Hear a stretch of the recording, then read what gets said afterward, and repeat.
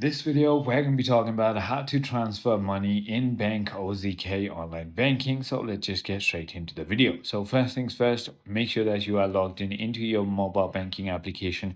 And then on the bottom of your screen, as you can see, there's going to be a little transfer and pay option right beside the home option.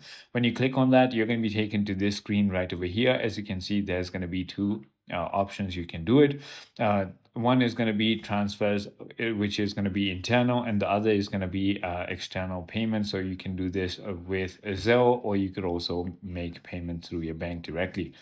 So click on make and manage payments, and once you go ahead and click on that, it's going to allow you to go ahead and select a recipient, and also allow you to go ahead and enter how much amount you want to send. And once you do that, simply go ahead and click on submit, and that is it. I hope this video clarifies everything for you.